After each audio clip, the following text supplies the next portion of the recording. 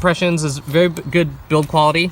Just surprised by the size of the motor, the physical size, but it does have quite a bit of torque and it does exactly what you're expecting to do for a $75 rig.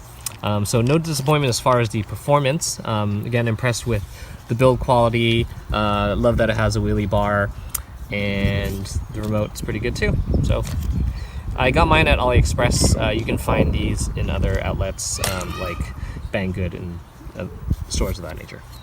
One thing to note is that the rear suspension is adjustable for stiffness and ride height, so there's 3 settings there. Out of the factory, as it is currently, it's actually mounted just on the middle hole.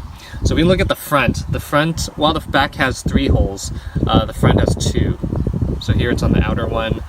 From the inside, we can take a little peek here. That's how that looks like.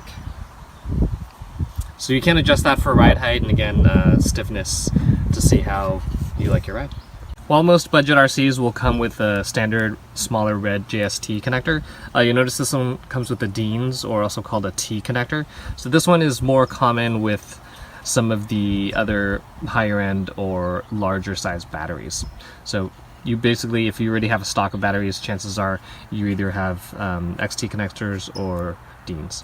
One thing I was happy to see about this setup is even though it has a 2-in-1 receiver ESC combination, generally the budget RCs will come with a 5-wire servo, which makes it harder to swap out components. So right now with 3-wire servo, you can keep this servo and then you just swap this combination out for a separate ESC and your own receiver, and so that way you can use your own transmitter. But you will, if you're going to maintain the use of your headlights, you will need to either change the connection here or you're just going to have to do without it. So I may just do without the headlights, but we'll see. One of the major factors for me when choosing an RC car is the availability of replacement parts. So this HBX, and HBX in general does have a generous availability of backup parts, and so it is important that you'd have that in case anything breaks. Generally though, everything is pretty compact with these 1/16th, 1/18th scale RC trucks and vehicles. So so just when it falls, if you're at a skate park or if you're running ramps, it tends not to break as easily just because there's not that much weight going onto it. So I'm not expecting to change out any of these parts. The dog bones here are metal already, and that was the weak point for the hailstorm that I had. So it's good to see that these ones are metal. This isn't a make or break for me, but one thing to note when you're looking and shopping for RC cars is just to know where the switch is located and whether or not that can be changed, or if you like where it's at. So when you can imagine when you have the body on top, it's quite a reach to get to that switch. With some of the other RC cars like the Hailstorm, the switch is actually closer to the perimeter of it, so you're not really having to reach that far in. It's not that big of a deal, but it's just kind of something to note.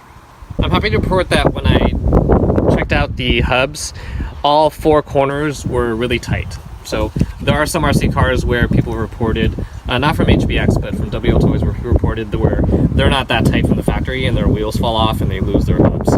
These are connected actually with Phillips screws, so which is not the norm for higher end hobby grade vehicles, but for some of these smaller budget ones, they do use the Phillips screws, which is not a big of a deal. I think people just like the hex hubs because they can change out the wheels with wheels that they already have.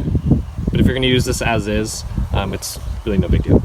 So this HBX16889 does not have adjustable turnbuckles, which is expected for this price range, but it's not something you can't easily get upgrade parts for. You can just buy an adjustable one. I don't have the measurements of these exact turnbuckles, but it's something that you can purchase if you want to. Out of the box, the alignment is actually really good. It doesn't have the toe out as you normally see with some of the budget RC cars, and so this does handle pretty well, and the alignment's pretty straight out of the box, which unfortunately was not the case with the Hailstorm, which did need some adjustment. With this one out of the box, it's pretty good to go. So the range cut